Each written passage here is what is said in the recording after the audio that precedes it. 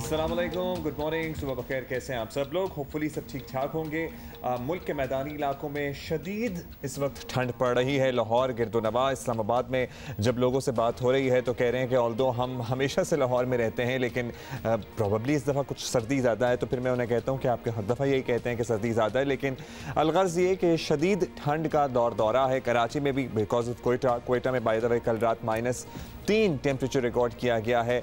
ठंडी हवाओं का राज है। एकदम से अक्सर मौसम तब्दील हो रहा है और जो मौसम तब्दील होता है, पर्टिकुलरली हम southern side of the country की बात कर रहे हैं क्योंकि ठीक गर्मी ही थी सॉर्ट ऑफ, और उसके बाद एकदम ठंड आई है तो बहुत सी मौसमी बीमारियां भी साथ आई हैं। और आजकल के हालात में अगर आपको कोई मौसमी नज़ला ज़ुकाम, गला ख़राब टाइप चीज़ या सिचुएशन होना तो आप और ज़्यादा फ़िक्रमंद हो जाते हैं। आप ज़रा डबल माइंड हो जाते हैं कि आपने क्या करना है, आपने क्या नहीं करना है।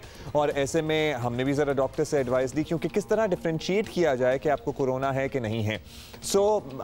बात यह है कि इसको एज सच डिफ्रेंशिएट करने का कोई निज़ाम या कोई तरीक़ाकार है नहीं। तो अगर आपका गला ख़राब है या आपको ज़ुकाम है, नज़ला वगैरह है जो कि मौसम की तब्दीली और ठंड की वजह से भी हो सकता है, बहुत घबराने की बात नहीं है। तो या तो आप अपना टेस्ट करा लें और सूरत हाल क्लियर हो जाएगी। एट टाइम्स टेस्ट में भी लेट रिपोर्ट होता है कोरोना, या फिर आप खुद ही से अपने आप को आइसोलेट कर लें 4-5 दिन जब तक वो सूरत हाल बेहतर ना हो जाए। अगर नॉर्मल नज़ला खांसी ज़ुकाम होगा तो इंशाल्लाह it will go away with the use of antibiotics और वैसे गरारे वगैरह करके। बट आपने खुद से एज्यूम ये नहीं करना है कि ये मौसमी बीमारी है और ये कोरोना नहीं है, क्योंकि वो दोनों चीज़ें हो सकती हैं। इसका आसान हल ये है कि आप अपने आप को लोगों से ज़रा डिस्टेंस पे कर लें। आई होप ये बात ज़रा आसानी से हमने समझाने की कोशिश की है, क्योंकि बहुत से लोग जो हैं वो कह रहे हैं उनको हमें नज़र आ रहा है कि उनकी नाक बह रही है, वो कह रहे हैं नहीं ये तो मौसमी है। भाई पता कराया नहीं पर पता, इसलिए बस डिस्टेंस ज़रा लोगों से मेंटेन कर लें। क्योंकि मुल्क में गुज़श्ता 24 घंटों में कोरोना वायरस से आपको बता दें कि 73 अमवात रिकॉर्ड की गई हैं और रोज़ाना की बुनियाद पर केसेस भी आपको बताते हैं कि 2459 नए केसेस रिपोर्ट हुए हैं। अब होपफुली ये ट्रेंड इसी तरह जारी रहे, क्योंकि पहले तो 3500, 3400, 3800 तक भी केसेस गए हैं। अगर हम 2000s में वापस आएँ तो होपफुली ये डिक्लाइनिंग ट्रेंड की तरफ ही सिलसिला जारी रहे। पंजाब में मज़ीद 57 अमवात हुई हैं, तादाद 3442 हो गई है। सिंध में 6 अमवात हुई हैं, 3164 तादाद हो गई है। इस्लामाबाद में 6 अमवात हुई हैं, 377 मजमूई तौर पर तादाद हो गई है। और खैबर पख्तूनख्वा में 4 लोगों का इंतकाल हुआ कोरोना की वजह से। सो ये सूरत हाल है, बस एहतियात करनी है, ख्याल करना है। शुरू करते हैं विद हुमा है, वैसे आ रही हैं अभी थोड़ी देर में, बस बहुत बड़ी तादाद में नाम करें हम तो। छोड़ के आ गए ना मुझे, फिर आपको पता है कि आप आए हैं तो लिफ्टें ऐसी फंसी हैं कि मुझे कोई 6 मिनट लगे हैं कि मुझे कोई एलिवेटर मिले और फिर मैं इधर आऊँ। So it's your fault. आपको पता है ना, you should always ditch the elevator. Ditch the elevator and सुबह सुबह वर्जिश। फिर तो मैं आधे घंटे बाद ही शायद पहुँचती।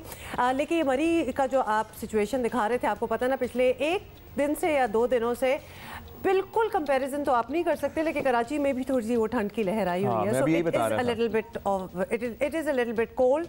और जब आप बर्फ़, बेशक आप टीवी पे देख लें या तस्वीरों में देख लें या आप अपने फ़ोन में देख लें कि कहीं बड़ा बर्फ़बारी हो रही है, तो आपको अपनी सिचुएशन में बैठे हुए ठंड लगना स्टार्ट हो जाती है।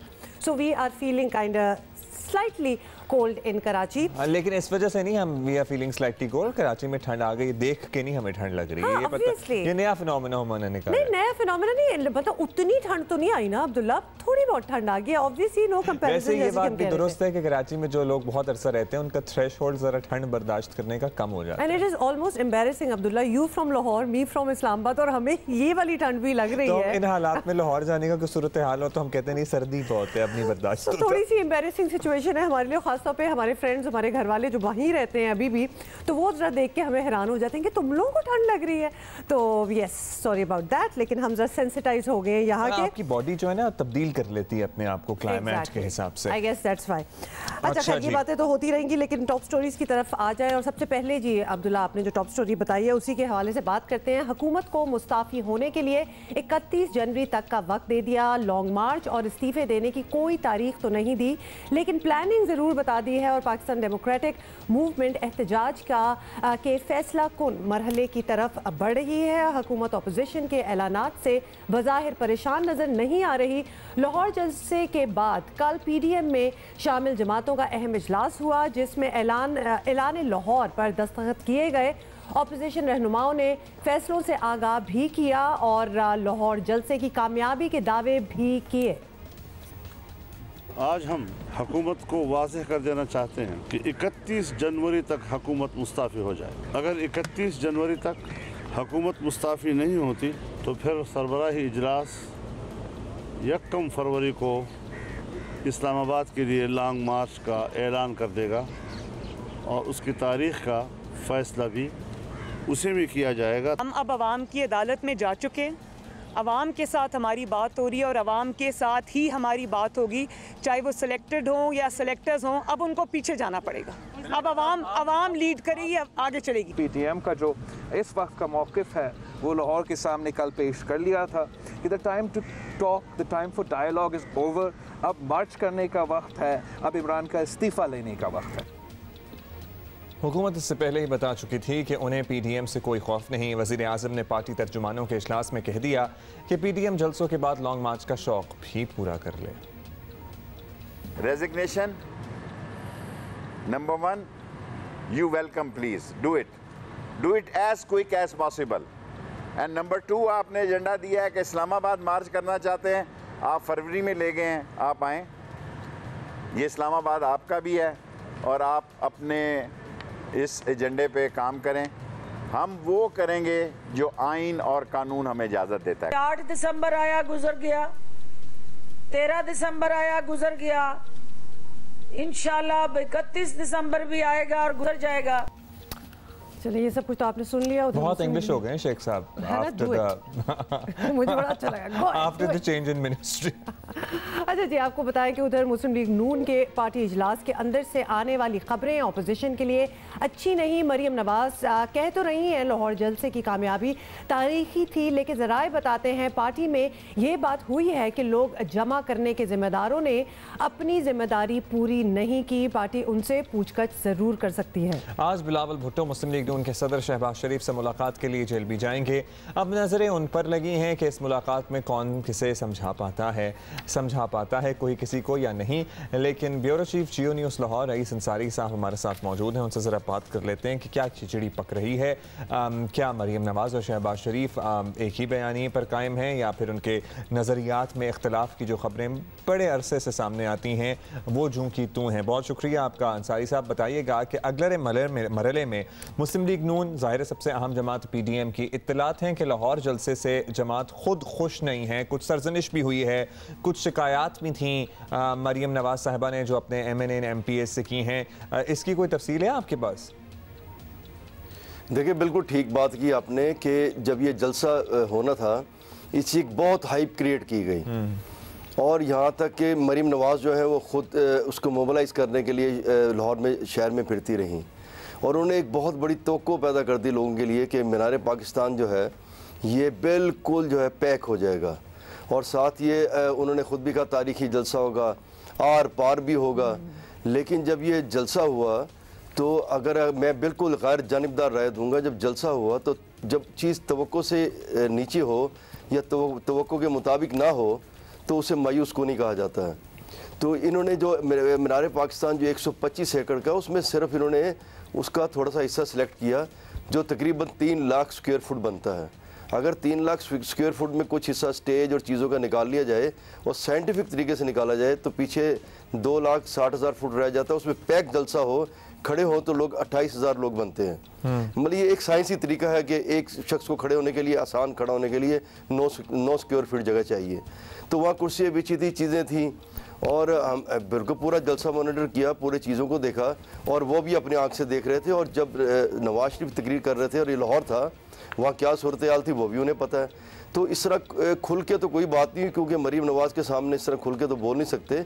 लेकिन साद रफ़ीक ने बिटवीन द लाइंस एक सवाल उठा दिया कि जो जलसा था उसके जो मुंतज़मिन जो जिसको ऑर्गेनाइज़र थे, जिनको ज़िम्मेदारियाँ दी गई, कुछ लोगों ने उसमें ज़िम्मेदारियाँ पूरी नहीं की और पार्टी में सज़ा और जज़ा होनी चाहिए, इनसे पूछा जाना चाहिए।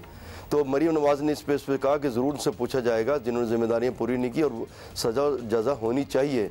तो उन्होंने बिटवीन द लाइन एक सवाल उठाया, यानी उन्होंने ये कहा, उन्होंने ये बता दिया कि जलसा जिस तरह होना चाहिए था, जिस तरह लोगों को आना चाहिए था, उस तरह लोग नहीं आए। और हमने भी देखा कि ज़्यादातर लोग जो थे वो बाहर के थे, लाहौर के कम थे। उसमें और भी बड़ी वजूहत जो क्योंकि इनका मसला है कि ये ट्वीट करके तरदीद शुरू कर देते हैं। इसमें जो पार्टिसिपेशन थी वो हमजा शहबाज की और शहबाज शरीफ के लोगों की नहीं नज़र आई, क्योंकि अंदरून शहर ज़्यादातर लोग अंदरून शहर हमजा शहबाज से साथ हैं। अगर सिर्फ अंदरून शहर के लोग आ जाते तो वैसे ही आधा मीनार पाकिस्तान बढ़ जाना था, वो तो उसके दीवार के साथ है। बिल्कुल अच्छा रईस साहब, बिल्कुल आप सही कह रहे हैं, और नज़र भी कुछ इसी किस्म का आ रहा था। जो दावे किए गए थे वो हमें उस तरह ऑन द ग्राउंड नज़र नहीं आए, तो डेफिनेटली इन लोगों को पूछताछ तो करनी चाहिए। ख़ास तौर पे रईस साहब आपसे यही पूछेंगे कि अगले मरहले में लॉन्ग मार्च भी है, इस्तीफे भी हैं, काफ़ी कुछ इन्होंने सोचा हुआ है। तो अगर मुस्लिम लीग नून की तंजीमी हालात ये हैं कि वो एक कामयाब जलसा ना कर सके, तो ये आगे के लॉन्ग मार्च वगैरह का क्या होगी सिचुएशन?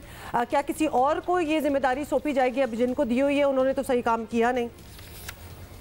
नहीं देखिए, बिल्कुल अभी अब्दुल्ला ने पहले भी बात की थी कि बयानिया क्या, जहाँ तक मेरा जो लगता है जो नवाज शरीफ का बयानिया है और मरीम का बयानिया है वो मेरे नज़दीक शहबाज शरीफ का और हमजा शहबाज का नहीं है। अभी लास्ट हमजा शहबाज शरीफ साहब जब आए थे तो मैंने उनसे से बैठ के सवाल किया था कि आप जो बयानिया नवाज शरीफ का उससे आप मुतफिक हैं, इस तरह रिज़ाइन देना चाहिए, इस तरह मुहाज़रे हुकूमत से करनी चाहिए, इस्टेब्लिशमेंट से करनी चाहिए। तो उस पर वो बिल्कुल खामोश रहे और इस तरह सर हिला दिया। मतलब सर हिलाने से मुराद है कि उन्होंने जवाब नहीं देना चाहा, तो ना उन्होंने तस्दीक की इस बात की ना तरदीद की। लेकिन जो आप पूछ रही हैं कि अब इन्होंने जाना है आगे लॉन्ग मार्च करनी है, मेरे नज़दीक तो लॉन्ग मार्च करे ना करे फ़र्क नहीं पड़ेगा। इमरान खान 4.5 माह बैठे रहे हैं, इस्लामाबाद में कौन सी हुकूमत चली गई थी, अब ये भी करके देख लें। लेकिन इसमें यह है कि इनको अगर जब ये नून लीग करेगी, इसमें हमजा शहबाज से शहबाज शरीफ से बैठ के बात करनी पड़ेगी, उनके लोगों को ऑन बोर्ड लेना पड़ेगा।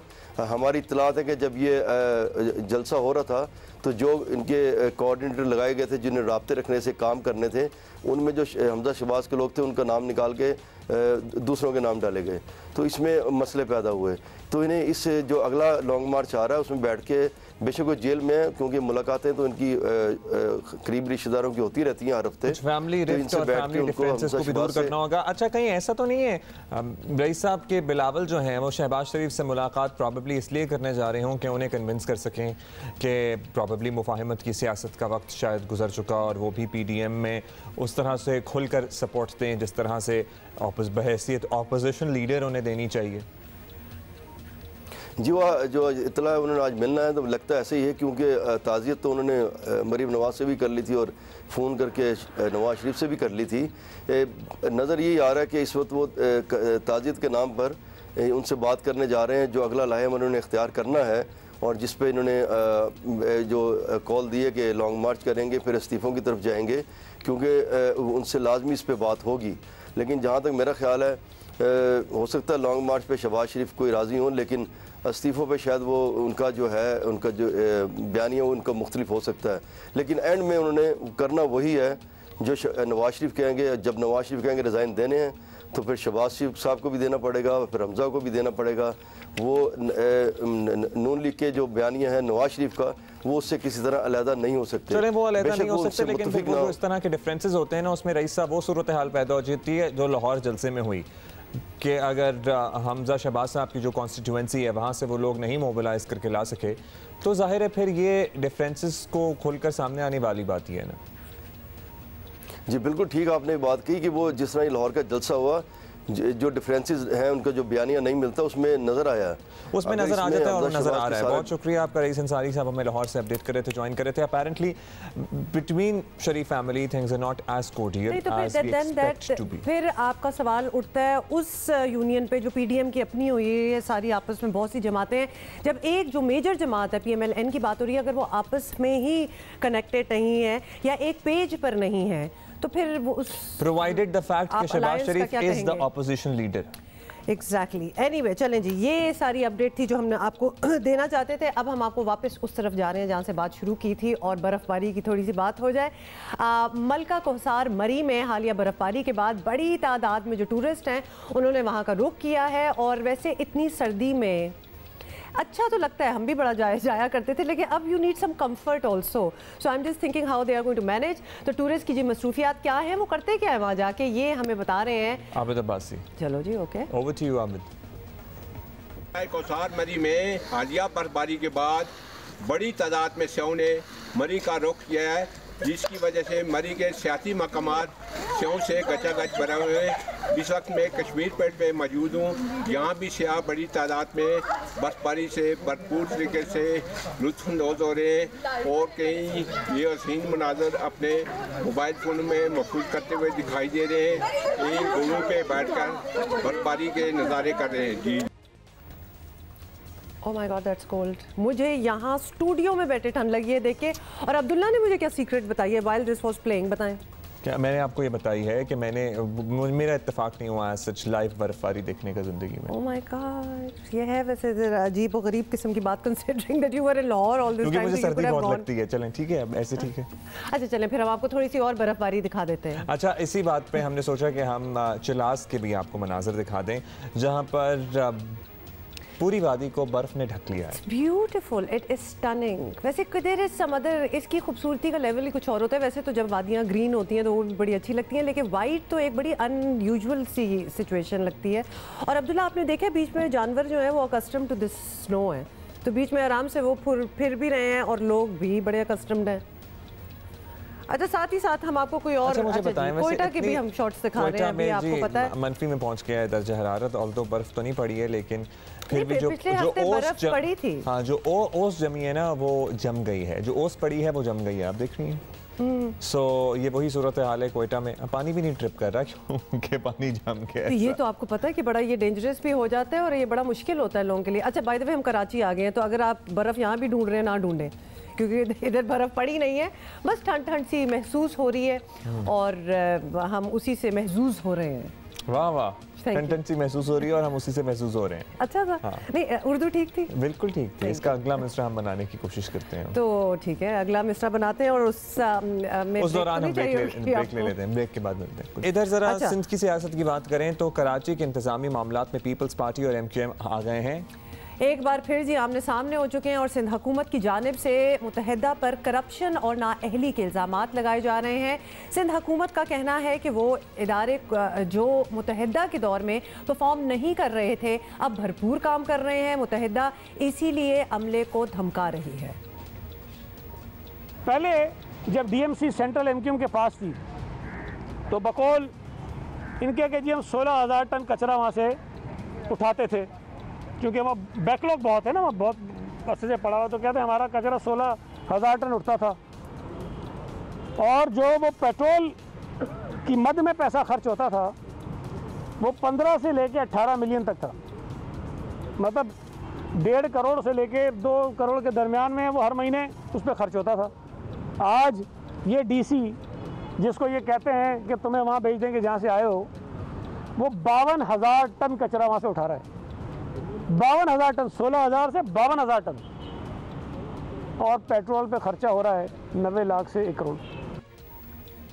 MQM अपने 4 साल दौर में इख्तियारात की कमी के साथ ये शिकवा करती रही कि सिंध हुकूमत काम नहीं करने दे रही। अब यही बात पीपल्स पार्टी MQM पाकिस्तान से मुताल्लिक कह रही है। नज़र आ रहा है कि बल्दियाती इंतखाबात प्रॉब्ली करीब आने के साथ साथ सियासी गर्मा गर्मी भी बढ़ रही है। अब इसी पर ज़रा MQM का मौक़िफ़ लेते हैं। साबिक़ मेयर कराची रहनुमा MQM पाकिस्तान वसीम अख्तर साहब हमारे साथ मौजूद हैं। वसीम साहब, सिंध हुकूमत का कहना है कि आपकी शहरी हुकूमत के दिनों में जो इदारे नाकारा पड़े थे अब बड़ा अच्छा काम कर रहे हैं, कचरा उठाया जा रहा है, सब निज़ाम ठीक चल रहा है, तो ये काम आप लोग क्यों नहीं कर पा रहे थे? अगर ऐसा हो रहा है तो कराची के अवाम को नज़र नहीं आ रहा। आप सुबह के अखबारात उठाएं, चाहे कोई भी अखबार हो, बड़ी सी तस्वीर आपको सीवरेज का पानी सड़कों पे नज़र आएगा, कचरे के अंबार नज़र आएंगे। तो फिर ये अखबार वाले गलत तस्वीरें छाप रहे हैं क्या अवाम जो है वो आज तक मैं तो अब मेयर नहीं रहा, 4 महीने हो गए, मुझे आज तक व्हाट्सएप करके तस्वीरें भेजते हैं कि कराची शहर का पहले से ज़्यादा बुरा हाल हो चुका है। हर सड़क पे सीवेज है, कचरों का अंबार है, सड़कें टूटी हुई हैं, पार्क्स तकरीबन ख़त्म हो चुके हैं। जो मैंने पार्क्स मेंटेन कर रखे थे उनमें पानी नहीं डलता, बुरा हाल है पार्क्स का। तो फिर वो खबरें फिर या तो गलत होंगी। वैसे वसीम अख्तर साहब, ये तो चलें आपकी ऑब्जर्वेशन है कि अभी तक कचरा है और कुछ साफ़ नहीं हुआ, लेकिन वी जस्ट वंडर समटाइम्स कि अगर हुआ होता, कुछ बेहतरी आई होती, तो क्या आप मानते इस बात को तो ये भी एक बहुत बड़ी चीज़ है। खैर एनीवे, ये ज़रूर बताएं कि सईद गनी की प्रेस कॉन्फ्रेंस में ये भी बताया गया है कि MQM के दौरे हुकूमत में शहरी इदारों में कैसे लूट मार की जाती रही, तो इस पर क्या रद्द अमल है? उन्होंने MQM पे इल्ज़ाम लगाया है कि 1200 मुलाजमीन ऐसे हैं जो इंतकाल कर गए थे या रिटायर हो गए थे, उनकी तनख्वाहें अभी तक जारी हैं। तो मेरा सवाल ये होगा सईद गनी साहब से, क्या ये 2016 से पहले की बात कर रहे हैं या 16 के बाद की? अगर 2016 से पहले की बात कर रहे हैं तो आप ही की हुकूमत थी, आप ही के एडमिनिस्ट्रेटर्स थे, उनसे सवाल किया जाए कि ये क्या है। और अगर 2016 ये 4 साल जो पिछले गुजरे हैं इस पे बात की जा रही है, तो आप सिंध गवर्नमेंट का एक ऑडिटर जो है वो उसकी बग़ैर अप्रूवल के कोई भी तनख्वाह नहीं जाती। और अगर खुदा ना खास्ता कोई ऐसा काम कर भी रहा होगा, वो कैसे करेगा? क्योंकि जब किसी का इंतकाल हो जाता है तो उसकी पूरी फैमिली जो है वो ड्यूज़ लेने के लिए ऑफिस आ जाती है और सारी फॉर्मेलिटीज़ पूरी करती है। इसी तरह रिटायर्ड ऑफिसर जो होता है वो ख़ुद अपना केस जो है वो परसू कर रहा होता है। तो ये तो हो ही नहीं सकता कि रिटायर्ड लोगों का और जिसका इंतकाल हो गया उनकी तनख्वाहें अभी तक ली जाती रही हों। और अगर ऐसा हो भी रहा है तो जिम्मेदारी बैड गवर्नेंस से सिंध गवर्नमेंट पे ही जाती है, क्योंकि डायरेक्टर ऑडिट जो है वो सिंध गवर्नमेंट का अपॉइंट किया हुआ बैठा होता है, उसकी बगैर अप्रूवल के कोई भी तनख्वाह रिलीज नहीं होती। तो ये एक सियासी बदनाम करने का स्टेटमेंट ही हो सकता है सिर्फ।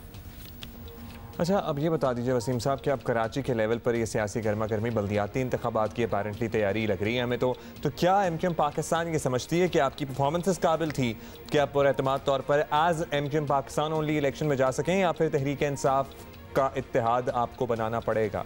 इससे बड़ी भैया अजीब सी बात लगती है, बोला भी नहीं जाता। एहतजाज MQM पाकिस्तान ने किया है और कर रही है, वो ज़्यादतियाँ हैं सिंध गवर्नमेंट की, गलत पॉलिसीज़ हैं, जैसे कि 7वां डिस्ट्रिक्ट बना देना, उसके बाद सेंसस के हवाले से, उसके बाद जो भी और इश्यूज़ सामने आए हैं, डोमिसाइल जाली के हवाले से हम कोर्ट में गए हुए हैं, हायरिंग के हवाले से, तो वो एहतजाज हमारा हक है और प्रोविंशियल असम्बली के मेंबर्स उस पर एहतजाज कर रहे हैं, कराची की आवाम एहतजाज कर रही है, जो पानी के इश्यूज़ हैं उस पर एहतजाज कर रहे हैं, कचरे के इश्यूज़ पे एहतजाज कर रहे हैं। ये कोई सियासी कैंपेन नहीं है कोई, हम तो जो मसाइल हैं उन पे एहतजाज कर रहे हैं। जहाँ तक इलेक्शन का मामला है, बिल्कुल MQM ने हमेशा अकेले इलेक्शन लड़ा है और इंशाल्लाह इस बार भी अकेले इलेक्शन लड़ेगी। और कराची की आवाम बाशऊर हैं, वो जानते हैं कि क्या क्या रुकावटें रखी गई बल्दियाती हुकूमत के सामने ताकि वो डिलीवर ना कर सकें।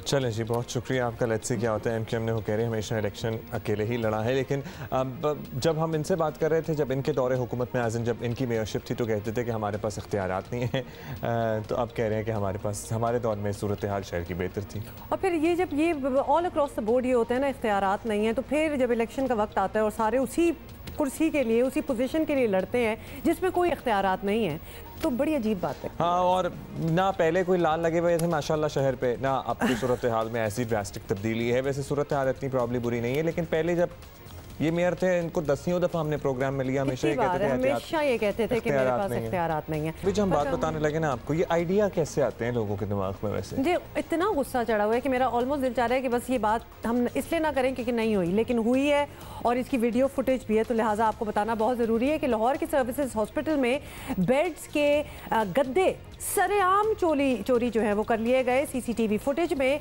अस्पताल मुलाजिम गद्दे ले जाता देखा भी जा सकता है। बड़ी इत्मीनान से, तसल्ली से अब्दुल्ला उसने एक बेड के ऊपर वो सारे मैट्रेसेस रखे हैं, उसके बाद आराम से ले गया है और बाहर उसके लिए ट्रांसपोर्टेशन का प्रॉपर इंतजाम, जो कि एक एम्बुलेंस बाहर खड़ी थी। तो यानी हॉस्पिटल के गद्दे चोरी हो रहे हैं, एम्बुलेंस यूज हो रही है इस काम के लिए, और ये CCTV फुटेज जो है ये सारी आपके सामने है। ये 5 गद्दे जो अस्पताल से आए हुए हैं, इससे क्या करना था इन गद्दों का? मेरा ख्याल है इनके घर में शादी हो रही थी, मेहमान मेहमान आने वाले थे और इन्होंने सोचा कि एक्चुअली शादियों में जरूरत हो जाती है, अस्पताल से गद्दे ले आते हैं। This is criminal. नहीं हुमा, मे बी मैं बेनिफिट ऑफ डाउट दे रहा हूँ। मे बी अस्पताल, जाहिर है एम्बुलेंस इस्तेमाल हो रही है, सब कुछ हो रहा है, तो अस्पताल के अमले में से ही कोई ना कोई कर रहा है ये, तो वो 5 दिन के लिए ले गए गद्दे मेहमानों के लिए, फिर वापस ले आएंगे। बिल्कुल, ये कोई इन्होंने कोई इजाज़तें मांगी नहीं हुई थी, क्योंकि जैसे ही पकड़े गए, जिसमें ये एम्बुलेंस का ड्राइवर था, by the way, one of them was the ambulance का ड्राइवर, और हेड ड्राइवर एक और था, और ये दोनों लोग ये गद्दे चोरी कर रहे थे और अब इनको मुअत्तल कर दिया गया है। पहले तो वैसे इनसे पूछना चाहिए था वाई, क्यों, ताकि हम सीसीटीवी एक्चुअली अस्पताल से जारी की गई है। 3 रुकनी इंक्वायरी कमेटी भी इस सिलसिले में बनाई गई है जो मामले की तहकीकात करेगी। मतलब है कि आप ये सोचें कि ये तो गद्दे चोरी होने की फुटेज आ गई। अस्पताल में और कितना कीमती सामान होता है, दवाएं होती हैं, दीगर इक्विपमेंट होता है, क्या वो छोटी छोटी चीजें तो वैसे ही उठाई जाती होंगी। ये तो ये गद्दा तो नजर आ रहा है ना, 600 चीजें ऐसी होती हैं जो बैग में, जो कपड़ों में रख के लाई जा सकती हैं। हमने ATM मशीनों के पास जो सैनिटाइजर्स रखे होते हैं, मतलब कितनी बार हमने आपको इस किस्म की फुटेज भी दिखाई है।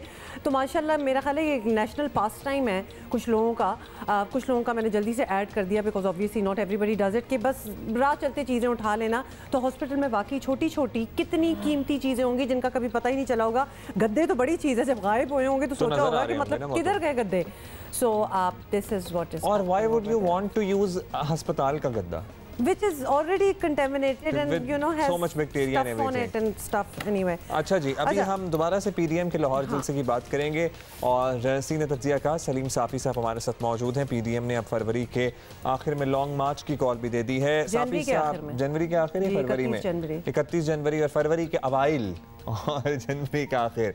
अब ये बताइएगा साफी साहब कि PDM का जलसा कामयाब रहा या नाकाम? ये तो जाहिर है अलग बहस है, इससे पहले हम रईस अंसारी साहब से भी बात कर रहे थे, लेकिन इसके बाद जो प्रोग्राम दिया गया है जिसकी हम अभी बात कर रहे हैं, वो आपकी नज़र में हुकूमत उसको सीरियसली ले रही है, लेगी, या बस ठीक है जैसे चल रहा है वैसे चलता रहेगा? अब एक बात तो तय है कि PDM बनने के बाद और महीनों में वो उसकी क़यादत आराम से नहीं बैठेगी। तो सवाल ये है कि जो हुकूमत या जो निज़ाम बग़ैर किसी सियासी चैलेंज के वो डिलीवर नहीं कर सकी, तो वो फिर अब आगे जाके अपोजिशन के एहतजाज के होते हुए कैसे डिलीवर करेगी? चलो जी, कि ये तो आपने बता दिया। साफ़ी साहब ये भी बताएं कि एक तरफ PDM और हुकूमत की तैयारियां हैं और दूसरी जानिब ये चीज़ भी सामने आ रही है कि मुस्लिम लीग नून की तंजीम का एक इशू है। तो ये इशू कायम रहता है तो फिर लॉन्ग मार्च या इस्तीफ़ों तक बात पहुंचने की सूरत में मुस्लिम लीग नून क्या मौसर किरदार अदा कर सकेगी? जब नवाज शरीफ साहब कंप्रोमाइज़ करते हैं, डील करते हैं, तो भी अपनी सेकंड टियर के लीडरशिप को भी एतमाद में नहीं लेते, और जब इनकलाबी बयानियाँ अपनाते हैं तो तब भी शायद खाकान और इस जैसे लोगों को भी एतमाद में नहीं लेते। यही मामला पीपल्स पार्टी का भी है कि पीपल्स पार्टी के असल मामलात का जरदारी साहब को इल्म होता है, फारूक नाइक को होता है और बिलावल को होता है। तो लेकिन इस अलायंस में जो असल चैलेंज है, जो स्टेट के लिए भी है और हुकूमत के लिए भी है, वो एक तो हुकूमत की हद से ज़्यादा बुरी परफॉर्मेंस है और दूसरा इस अलायंस की कंपोजिशन है। अच्छा साफी साहब, अब इस माहौल में जब PDM क़यादत एक नहायत सख्त स्टांस पर खड़ी है, बिलावल भुट्टो शहबाज शरीफ से आज मिलने जा रहे हैं। शहबाज शरीफ जिस मुफाहिमाना सियासत के हामी रहे हैं, किसी से ढकी छुपी बात है नहीं, तो क्या बिलावल उन्हें PDM के फैसलों पर कायल करेंगे या शहबाज शरीफ से कोई सबक लेकर आएंगे? क्या आपको लगता है, क्या एक्सपेक्ट किया जाए ऐसा हम मुलाकात के बाद आज? अब जब एक बाकायदा अलायंस बन गया है और एक आलामिये पे दस्तखत हो गया है, तो मैं ख़ुद भी ये मानता हूँ और जानता हूँ कि पीपल्स पार्टी अभी भी पूरी तरह ऑन बोर्ड नहीं है। पीपल्स पार्टी अब भी राब्ते में है और मैं जानता हूँ कि मियां शहबाज शरीफ साहब जो है अब भी इस बयानिए के हक़ में पूरी तरह नहीं है, और ये इसीलिए बार बार ये लोग बैठ रहे हैं कि कोई एक मुत्तफ़िक़ा लाए हमल बना सकें। लेकिन एक तो ये कि इस दौरान अगर पीपल्स पार्टी निकलती है या कोई दूसरी जमात निकलती है तो वो भी उसके लिए सियासी मौत के मुतरादिफ है। इसलिए अगर सिंध हुकूमत छोड़ना पीपल्स पार्टी के लिए आसान नहीं है, और असम्बलियों से निकलना उनके लिए आसान नहीं है, तो उतना ही उनके लिए इस अलायंस से निकलना भी अगर नामुमकिन नहीं तो बहुत ज़्यादा मुश्किल ज़रूर है। ऑलराइट, बहुत शुक्रिया आपका। इस अलायंस से निकलना अगर नामुमकिन नहीं तो बहुत ज़्यादा मुश्किल ज़रूर है। लेट्स सी क्या होता है और किस तरह से ठंड जिस तरह बढ़ती है सियासी पारा ऊपर चढ़ता है। हाँ, लेकिन ठंड सियासी पारा गर्म होता है। सियासी पारा ऊपर चढ़ेगा और ठंड बढ़ेगी साथ साथ, तो दोनों एक दूसरे के कॉन्ट्रास्ट में चलेंगे। ठीक है, I don't know, it didn't make sense to me, मुझे ये वाली बात समझ नहीं आई। अच्छा, जो रीच के मनाज़र पहले सोशल मीडिया पे और उसके बाद मैंने यहाँ पे भी देखे तो यकीन नहीं आ रहा था कि ये एक्चुअली इस हालत में रीच रखा हुआ था चिड़ियाघर इंतज़ामिया ने, क्योंकि जो मदारी के पास हमने बचपन में रीच देखा हुआ है ना। मदारी क्या होता है? वो जो सड़कों पे लेके घूमते हैं, डू यू रिमेंबर? वो बेहतर, वो इससे 50,000 गुना बेहतर कंडीशन में होता है। This is so sad and I am sorry. अभी तक हम कावन कर रहे हैं, लेकिन बड़ी बदनामी हुई है हमारी, और अब तो बबलू और सूजी के बाद तो कुछ भी नहीं रहा हमारा। तो मज़ीद फेदर्स इन द कैप लगने वाले हैं, and not good ones, and these are not honours that we want. तो कावन के बाद जी सूजी और बबलू भी पाकिस्तान से जा रहे हैं। 2 रीछों के मामले पर वाइल्ड लाइफ मैनेजमेंट बोर्ड ने फैसला सुना दिया। इस्लामाबाद हाई कोर्ट ने केस निपटा दिया और चिड़ियाघर केस की समाअत के दौरान वाइल्ड लाइफ बोर्ड के वकील ने बताया कि बबलू और सूजी को जॉर्डन की सेंचुरी भेजा जा रहा है। चीफ जस्टिस ने रिमार्क्स दिए, कावन, सूजी और बबलू हमेशा पाकिस्तानी अवाम के सफ़ीर रहेंगे। हुकाम के मुताबिक दोनों रीछों को जल्द उर्दन यानी जॉर्डन मुंतकिल करने के इंतजाम जो हैं वो किए जा रहे हैं। जैसे ही पाकिस्तान में सेंचुरी बन जाएगी उन्हें वापस ले आएंगे। कितना मुश्किल काम है वैसे हमारे नहीं होने वाला ये सीन, रहने दे उनको जहाँ वो जा रहे हैं। सेंचुरी जब बन जाएगी ना तो नए जानवरों से हम शुरू करेंगे हमारे यहाँ इतना खूबसूरत जोग्राफिकल ट्रेन है और आई एम श्योर कोई ना कोई फैसिलिटी ज़रूर मौजूद होगी, तो क्यों उठा के इन लोगों को बाहर भेजे जा रहे हैं? क्योंकि चकवाल में सेंचुरी एक है भाई, अगर है तो उसका जायजा लेना चाहिए और फिर वहाँ शिफ्ट करना चाहिए। मतलब है कि ये जो हालत माशाल्लाह चिड़ियाघर में थी, ये तो और ख़ास तौर पे जब बार बार आपको याद दिलाते हैं कि ये एक्चुअली चिड़ियाघर is one of the most stunning चिड़ियाघर इन पाकिस्तान। लेकिन स्टनिंग लोकेशन इंसानों के लिए तो बड़ी अच्छी है, लेकिन जो वहाँ जानवर रह रहे थे वो कितनी बुरी हालत। ये याद है आपको ये जो दम घुट गया था शेर का? ये तो this was a painful scene. ये आपको याद है ना, कुछ महीने पहले आग लगा दी थी, इसी साल हुआ था, पिछले साल की बात है। खैर एनीवे, अब आपको साथ साथ ये भी बता दें कि इन 2 रीछों की जिनकी बात हो रही है, इनके जाने के बाद मरगजार चिड़ियाघर बाकायदा बंद हो जाएगा। दूसरी जानिब जरा ये भी सुन लें, पेशावर की चिड़ियाघर में मौजूद ज़राफ़ा जान से चला गया, सो इट डाइड। और हुकाम के मुताबिक ज़राफ़ा वायरल इन्फेक्शन का शिकार था जिसका इलाज किया गया, लेकिन वो बच ना सका। मतलब कितना आसान है कहना, बस हम तो कर रहे थे, इतना बड़ा जानवर। अच्छा, ये एक और ज़राफ़ा है और आप इससे होने वाले नुकसान का अंदाज़ा लगाएं। मैं आपको कीमत बताता हूँ, 1 करोड़ रुपए का आता है एक ज़राफ़ा। 1 करोड़ रुपए इसकी कीमत होती है। और पाकिस्तान में चिड़ियाघरों के हालात ज़ाहिर बता रहे हैं कि जानवरों की रिहाइश गाहें जो हैं उनके मज़ीद बेहतर बनाने की ज़रूरत है। एक ऐसी एग्जाम्पल हमारे पास लाहौर में मौजूद है, पर्टिकुलरली इस्लामाबाद का जो चिड़ियाघर का हाल हमने देखा है। भाई लाहौर में हम बचपन से बड़े हो गए, अब हमारे बच्चे जा रहे हैं उस चिड़ियाघर में, वहाँ पे जानवर बेहतर हालत में हमें हमेशा नजर आएंगे। चिड़ियाघर वो भी बड़ा अच्छा है, लेकिन ज़राफ़ा खास तौर पे देखिए, अब एक तो 1 करोड़ का एक ज़राफ़ा होता है, अब एक तो बेचारा मर गया, अब 2 रह गए हैं वहाँ। और आपको पता है लोगों ने प्राइवेट अपने घरों के जूस जो हैं, remember we showed some pictures, जहाँ जिराफ्स प्राइवेटली अपने गार्डन में लोगों ने रखे हुए हैं। 1-1 करोड़ का एक जिराफ है और पता नहीं उसकी क्या टेक केयर करते हैं। तो कहने का मतलब ये है, I don't think we are equipped for that. अच्छा जी, World Wildlife Federation Pakistan की मैनेजर और हमारे साथ मौजूद हैं हुमैरा आयशा साहिबा। हुमैरा साहिबा बहुत शुक्रिया। हुमैरा साहिबा, फैसला हो गया है कि अब सूजी और बबलू को उर्दन गालिबन भेज रहे हैं। अब इन जानवरों के लिए होपफुली कुछ आसानी पैदा हो जाएगी, लेकिन हमारे पास कोई फैसिलिटी नहीं है ऐसी, या फिर हम टेक केयर ही नहीं कर सकते हैं। क्या हमारे साथ ट्रेजेडी है? जो हम बात कर रहे हैं एनिमल्स की जो रिलोकेशन के तनाजुर में, इससे पहले आई थिंक जो सवाल आएगा वो ये आएगा कि क्या इससे हमारे मसले का जो एनिमल वेलफेयर का है पाकिस्तान के जूस के अंदर वो हल हो जाएगा इस तरह के इकदाम से।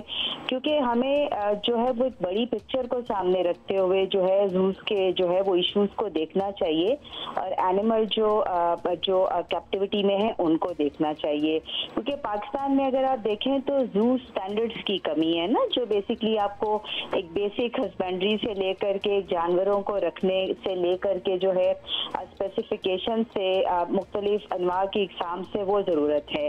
तो अगर हम इसको अचीव करने में कामयाब नहीं होते हैं तो फिर गालिबन 1 या 2 जानवरों को भेजकर शायद हम वो एक वेलफेयर या वो बेहतरीन स्टैंडर्ड जो है वो एनिमल के कैप्टिविटी में बिल्कुल अचीव नहीं कर पाएंगे। हुमैरा, आप हमसे ये बात कर रही थी और साथ साथ हम उन रीचों की हमने वीडियो भी चलाई हुई थी, तो बेचारे अब तो एक रीच का एक बड़ा रोब होता है और बड़ी एक चीज़ होती है, तो दे वर लुकिंग सो सैड कि अफसोस होता है। अच्छा हुमैरा, ये भी बताएं कि एक जिराफ की भी कल मौत हुई है और फिर ऑब्वियसली कावन, सूजी और बबलू का तो हमें पता ही है कि क्या सिचुएशन चल रही है। तो पाकिस्तान में चिड़िया घरों की हालात बिल्कुल ठीक नहीं। WWF जिस इदारे को आप बिलोंग करती हैं वो भी यही समझते हैं कि maybe we are not equipped Pakistan में कि हम जानवर इस तरह रख सकें। देखिए जी, WWF जो है ये इन सिटू कंजर्वेशन पे काम करती है, जो कि वाइल्ड लाइफ के उनके कुदरती माहौल के तहफ़्फ़ुज़ पे हैं।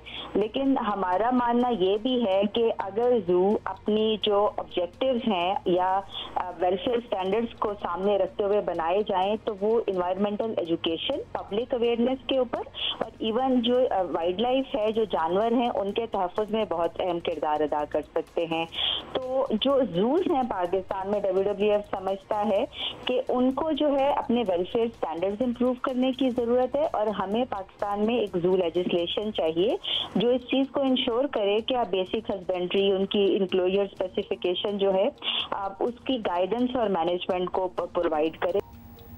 अच्छा, ये लेजिस्लेशन का जिक्र हो रहा है और स्टैंडर्ड्स की बात हो रही है। अब ये बताएगा कि अब तासुर ज़ाहिर बन रहा है कि चिड़ियाघर को ख़त्म होना चाहिए, बज़ाहिर हुकूमत भी इसके हक़ में नज़र आती है। तो क्या जानवरों को पेश आने वाले मसाइल का वाहिद हल यही है? क्योंकि अल्टरनेटिव स्कूल ऑफ थॉट ये है कि हम अपने ज़ू स्टैंडर्ड्स को बेहतर बनाएं ताकि हमारी जो नस्लें हैं आने वाली, जिस तरह हमने ये जानवर असली अपनी आंख से देखे हैं, वो भी इनको देख सकें, कुछ लर्न कर सकें। बिकॉज ये सिर्फ एंटरटेनमेंट तो नहीं, एजुकेशन मकासद के लिए भी इस्तेमाल होते हैं।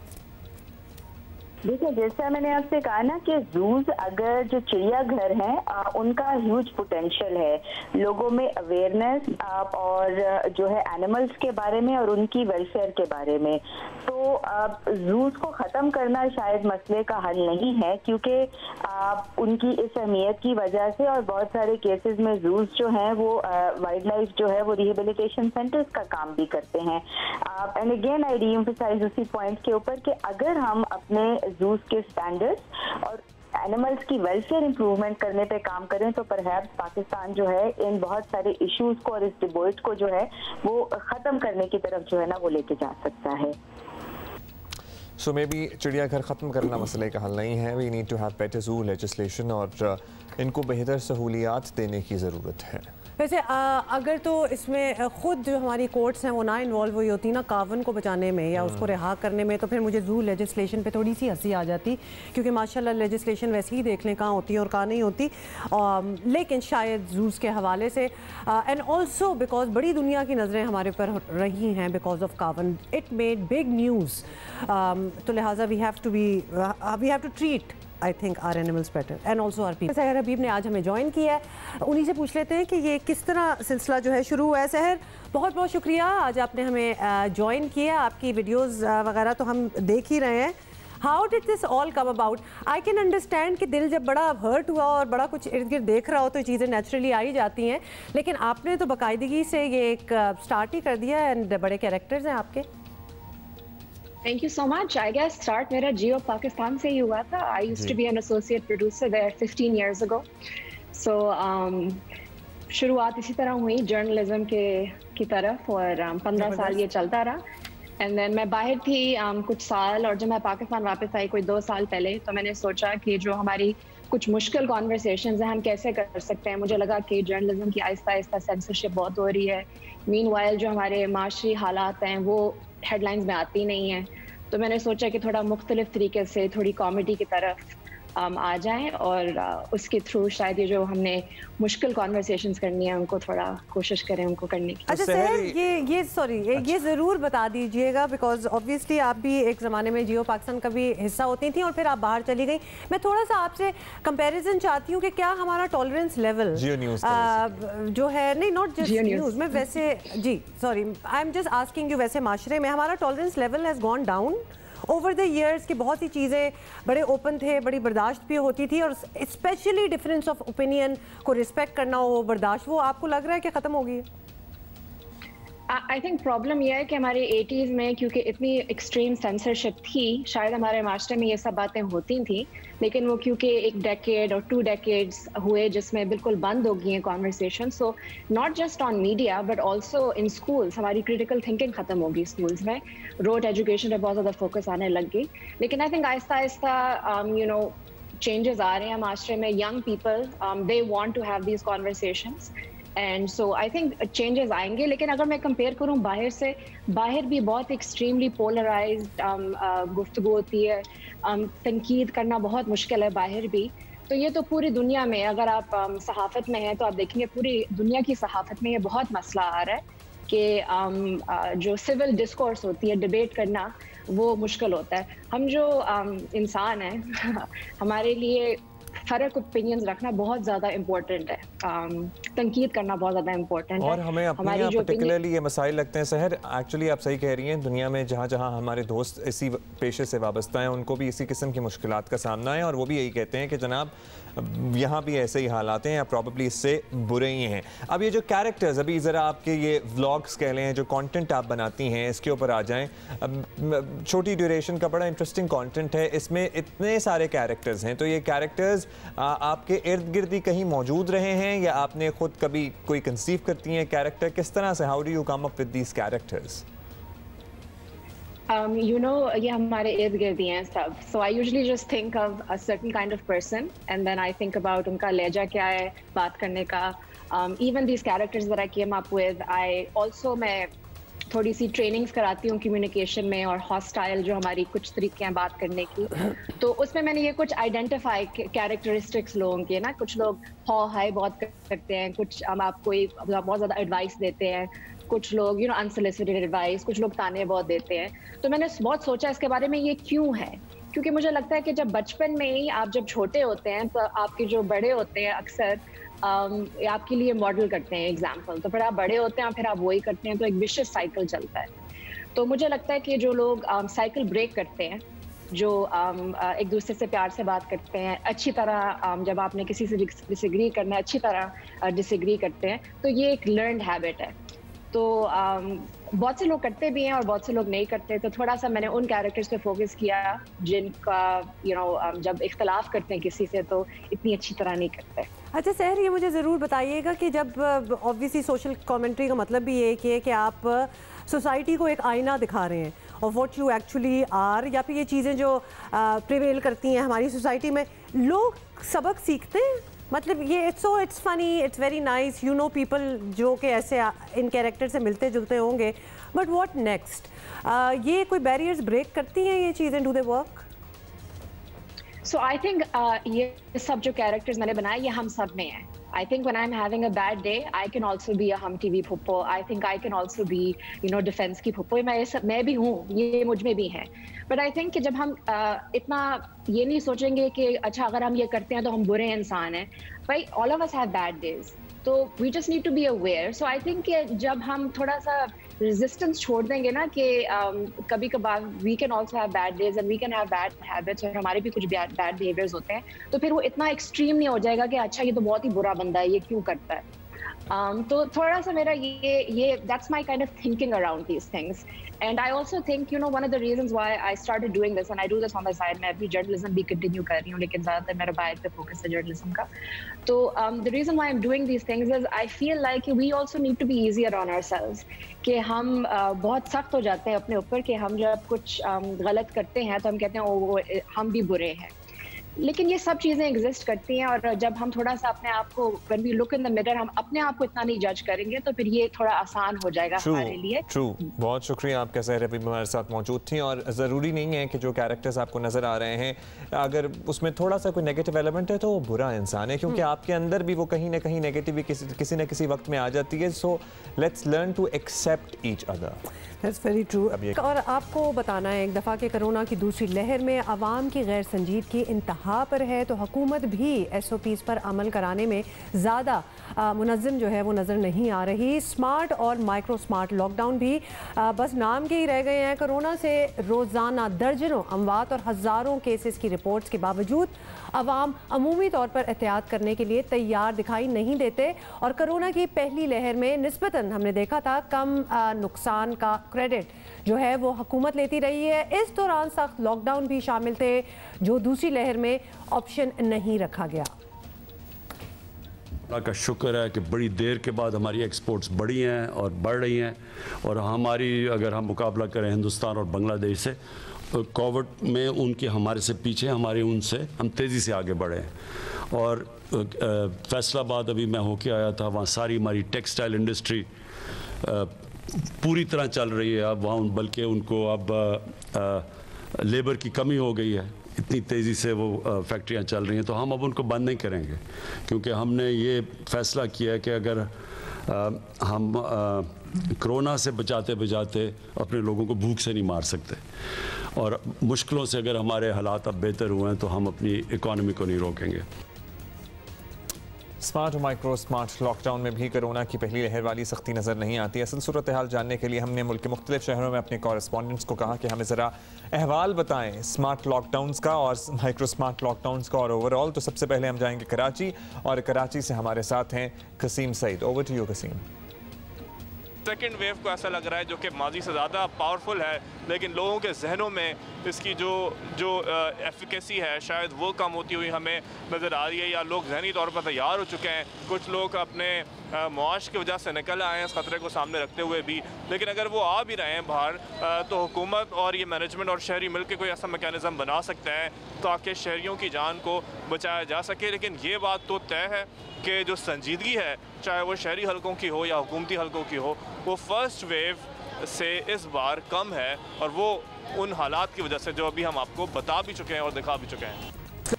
मतलब अगर आप कोई 10-20 लोग कहीं देखेंगे ना तो लिटरली एक ने कोई मास्क पहना होगा, और वो भी कहीं कभी नीचे होता है, मतलब वो एम ही नाम पूरा करने के लिए। और कराची तो, वहाँ जहाँ सबसे ज़्यादा पूरे मुल्क में सबसे ज़्यादा पॉजिटिविटी कराची में, तो हमें तो सबसे पहले स्टार्ट हो जाना चाहिए।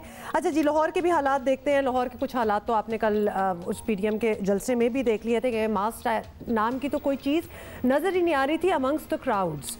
तो स्टेज पे तो शायद फिर भी थोड़े लोगों ने लगाया हुआ था। Over to Sohail Imran who is reporting from Lahore. एक बड़ा सादा सा और एक लफ्जी जवाब है कि बिल्कुल नहीं।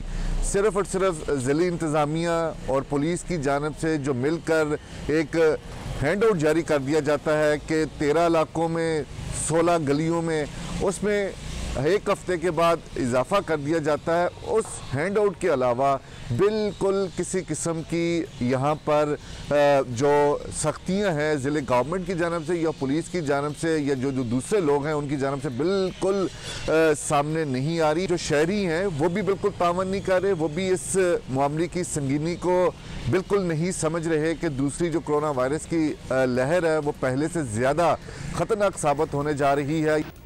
अच्छा, इन्होंने तो बता दिया कि बिल्कुल अगर एक लफ्ज़ में ही जवाब देना है तो कोई नहीं अमल करता। अच्छा जी, मुल्तान हम जाएंगे, और मुल्तान में भी आपको पता है सियासी एक्टिविटी भी हुई थी पिछले 1-2 हफ्ते में, और वहाँ क्या सूरत हाल है वहाँ हमें मेमूना सईद अपडेट करेंगी।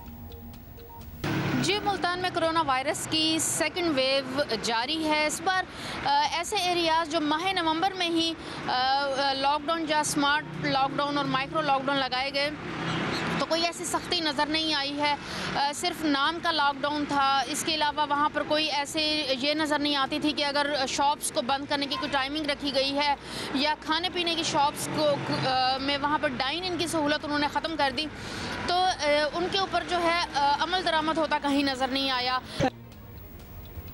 यहाँ भी कुछ खास हाल नहीं है। रावलपिंडी भी सूरत हाल देख लेते हैं। बट मैं गेस कर सकती हूँ वैसे इधर भी क्या हो रहा होगा, मतलब बाकी तो हमने देख ही लिया कि क्या हालात है। Irshad Qureshi is reporting from Rawalpindi. जी, कोरोना केसेस बढ़ने के दौरान ज़िले इंतजामिया की जानिब से रावलपिंडी शहर के 16 इलाकों में 21 दिसंबर तक जो है स्मार्ट लॉकडाउन लगाया गया है। इस वक्त भी मैं खयाबान सर सैयद सेक्टर 3 में उस जगह पर मौजूद हूँ जहाँ पर जिस इलाके में स्मार्ट लॉकडाउन लगाया गया है। लेकिन इस इलाके समेत रावलपिंडी शहर के अंदर हमने जितने भी विज़िट किया है, देखा ये गया है कि रावलपिंडी के शहरी कोरोना SOPs पर अमल दरामद करने के हवाले से सीरियस नहीं है। यही वजह है कि रावलपिंडी शहर के अंदर 600 के करीब अफराद जो है अब तक कोरोना से जान की बाजी हार चुके हैं और 16 इलाकों में स्मार्ट लॉकडाउन रावलपिंडी शहर के अंदर लगाया गया है। लेकिन ये स्मार्ट लॉकडाउन सिर्फ इलाकों के अंदर कागजी हद तक जो है लगाया गया है। यहाँ पर निज़ामिया की कार्रवाई भी नज़र नहीं आ रही, जबकि दूसरी जानिब शहरी भी जो है इस कोरोना की जो दूसरी लहर है इसमें इसको संजीदगी से नहीं ले रहे। जबकि इससे पहले जब कोरोना था तो काफ़ी ज़्यादा लोग SOPs पर अमल कर रहे थे, लेकिन जो दूसरी लहर है इस पर सख्ती से अमल भी नहीं कर रहे और इसको सीरियस नहीं ले रहे। यानी डिस्पाइट द फैक्ट कि रावलपिंडी के 16 लोकेलिटीज़ को जो है वो स्मार्ट लॉकडाउन लगाया हुआ है, इवन डिस्पाइट दैट लोग मास्क वगैरह नहीं पहन रहे, SOPs पे अमल नहीं कर रहे। This is sad. आगे का बताएं या पेशावर जाना है हमने, पेशावर की सूरत हाल भी मालूम कर लेते हैं जनाब। देखिए पेशावर में क्या चल रहा है। जी बिल्कुल, पेशावर की ज़िली इंतज़ामिया ने कल भी 4 इलाकों में स्मार्ट लॉकडाउन नाफिज किया था। इसी तरह आज भी नोटिफिकेशन जारी किया है और 4 मज़ीद इलाके शामिल किए गए हैं, जिसमें एक ये इलाका भी शामिल है। रिसेल इलाके का नाम है रशीदाबाद। इसी तरह गुलबहार, हयाताबाद, सेक्टर D2 फेज़ 1 और सिटी टाउन के इलाके भी आज मज़ीद शामिल किए गए हैं स्मार्ट लॉकडाउन में। लेकिन आज हम देख रहे हैं कि ना ही आवाम उसी तरह उसको संजीदा ले रहे हैं और इसी तरह हुकूमत की जानिब से भी गुज़श्ता जो कोरोना का लहर था उसी तरह संजीदा नहीं लिया जा रहा। रोड बंद नहीं किए जा रहे हैं, इंतजामात नहीं किए गए हैं और आवाम भी इसको ख़ास संजीदा नहीं ले रहे, मास्क का इस्तेमाल भी नहीं करते, फासले का भी ख्याल नहीं रखते। So sad. मतलब कोई एक जगह हमने नहीं दिखाई। वैसे तो पूरी दुनिया का ऑलमोस्ट यही हाल है कि लोगों को फटीग हो गई है, लेकिन कम ऑन, मतलब हमें नज़र आ रहा है कि ये किस तरह नंबर्स जो हैं ऊपर चले जा रहे हैं। रोज़ हम आपको यही रिपोर्ट करते हैं। काश के और प्लीज़ दुआ करें कि किसी को ना हो, क्योंकि बहुत बुरे बुरे केसेस भी सामने आ रहे हैं। कोरोना वायरस ना आपकी एज देखता है, ना आपका इनकम ब्रैकेट देखता है, कुछ नहीं देखता कि आपको नहीं होगा। मतलब जिनको हुआ, क्या वो इनविटेशन दे रहे थे कि आके जी मुझे हो जाओ पहले, तो ये लिहाजा किसी को भी लग सकता है और आपसे भी आगे किसी को लग सकता है। Just be careful please. कभी कभार अगर आप टिकटॉक ना भी देखते हो ना तो लोग व्हाट्सएप पे भी आपको कुछ ना कुछ फॉरवर्ड कर देते हैं और फिर आपको एक स्नैपशॉट मिलता है into the life of TikTok और आप ज़रा थोड़े से हैरान परेशान, बट इट्स ओके, मतलब ठीक है। तो आप थोड़े से ये हो जाते हैं, I wish we could show you some stuff, but TikTok तक लेकिन कोई बात नहीं, हमारे पास और बहुत से अहम मौज़ूआत हैं आपसे डिस्कस करने के लिए। एहसास कफ़ालत प्रोग्राम की जुलाई से दिसंबर की 12,000 रुपये की किस्त 1 दिसंबर से मिलना शुरू हो गई है। हमने सोचा आपको बताएं और मुल्क भर में अदायगी का बायोमेट्रिक निज़ाम फ़ाल कर दिया गया है और इसी बारे में कोरंगी में एक सेंटर का हाल हमें बताएंगे एक्चुअली, ताकि आप लोगों को भी जिन्होंने अभी जाना है ज़रा आसानी हो सके, समझ आ सके। रियाज एंडी हमें बताएंगे कि how does this system works. बड़े एहतमाम से सफ बस्ता होकर अपनी बारी के इंतज़ार में लाइन बनाकर खड़ी थी वो ख़वातीन। कोरंगी में वाक़े निजी बैंक के ATM पर एहसास किफ़ालत की जुलाई से दिसंबर की किस्त 12,000 रुपए की वसूली के लिए हमें मिल गए पैसे मिल गए जी। ओके, कितने मिले? 12,000 नहीं मिल रहा है, मिल रहा है। हाँ, मेहरबानी करो, कार्ड हना दियो, पैसा। मशीन पर एक गार्ड की ड्यूटी थी, उसने बाहर का नज़्मो ज़ब्त बना कर रखा हुआ था। काफ़ी देर इंतज़ार के बावजूद ATM से जब कोई नहीं निकला तो हम अंदर चले गए जायज़ा लेने के लिए। इसे मशीन पैसे बता रही है? हाँ, तो दे रहे नहीं है, पैसे तो मेरे आगे हैं। वहाँ बहुत लोग थे, ATM मशीन चलाने का काम कोई मजाक था। जाने किसके बायोमेट्रिक पर एंट्री हो चुकी थी, लेकिन पेशरफ्त कैसे हो, कौन करे, बंदे का इंतखाब हो रहा था। तू लगाया, तुम्हें इसको लगाने दे, इसको आता है आपको। अंदर ये हाल है और बाहर वो लोग अपनी बारी के इंतजार में। क्या करेंगे ये अंदर जाकर? इस प्रोग्राम के डिजाइन में क्या इस पहलू पर भी गौर किया गया था? पर्चे नहीं दिखाई थे, ना पैसे देते। बैंक मैनेजर से मुलाकात की, वो सूरत हाल से आगाह है लेकिन कुछ कर नहीं सकता, क्योंकि रकम निकलवाने में मदद की तो रकम लेने का इल्ज़ाम लगेगा। अब सूरत हाल ऐसी है कि बाजीगर सरगर्म है, पकड़े भी जा रहे हैं। औरत से 2 नंबरी काम करके जा रहा था, उसको हमने पकड़ के पुलिस के हवाले कर दिया और पेमेंट औरत को वापस मिल गई।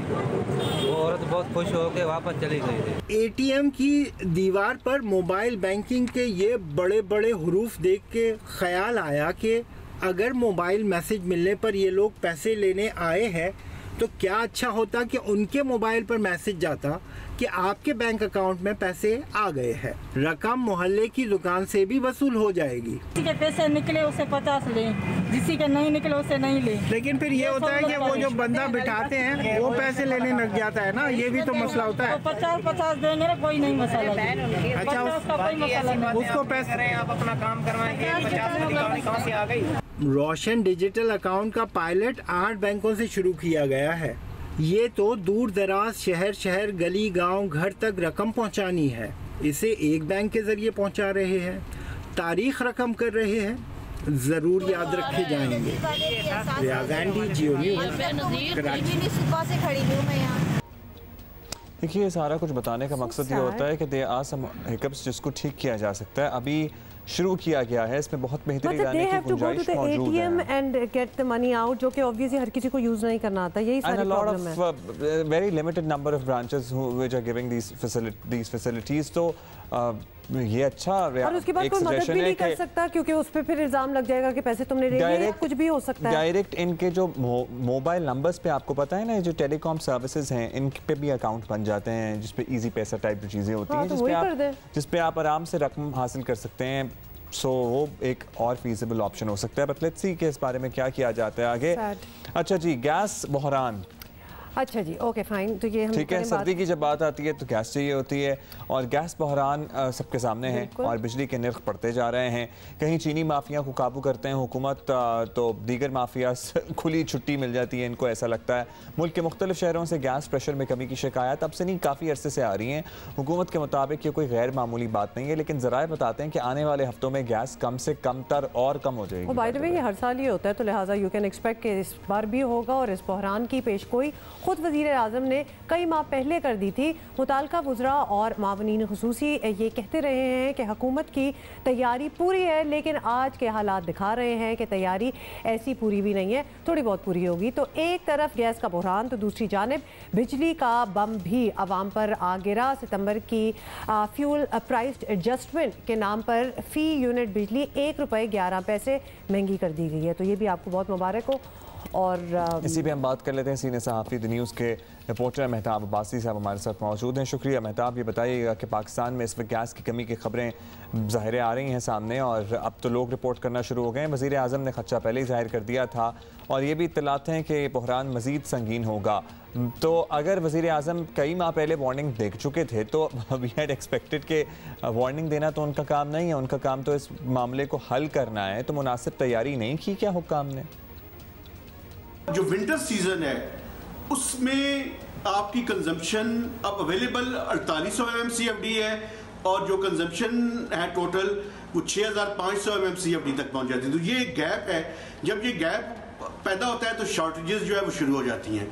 लेकिन इस दफ़ा ये गैप बढ़ने के चांसेस हैं, क्योंकि जनवरी के दौरान आपकी जो LNG आपने मंगवानी थी उसके कॉन्ट्रैक्ट्स टाइम पे साइन नहीं हो सके, तो वो जो 4 वीक्स हैं उनके दौरान जो है वो गैस से ज़्यादा जो है उसकी शॉर्टेज हो जाएगी। और ये क्राइसिस जो है, हालांकि प्राइम मिनिस्टर ने इसके बारे में आगाह किया था, लेकिन हुकूमत टाइम पे वो डिसीजंस नहीं कर सकी, जिसके नतीजे में ये गैस का क्राइसिस आइंदा आने वाले मंथ के दौरान मजीद इसके अंदर शिद्दत आ जाएगी। बहुत शुक्रिया मेहताब हैदर। लेकिन ये हुकूमत टाइम पे वो डिसीजंस ना ले सकी तो कर क्या रही है? पहले से पता भी था उनका काम क्या है, यही तो काम है। और जिस प्रॉब्लम को आइडेंटिफाई इतना वेल बिफोर टाइम कर लें, बहुत अच्छी बात है। अब उस प्रॉब्लम को भी तो हल करो ना। ये वाला मसला तो चल ही रहा है एनर्जी के मामले में। अच्छा जी, अभी हम आपसे इजाज़त लेंगे। We are going to see you tomorrow. अपना ख्याल रखिएगा, प्लीज़ मास्क पहनिएगा प्लीज़।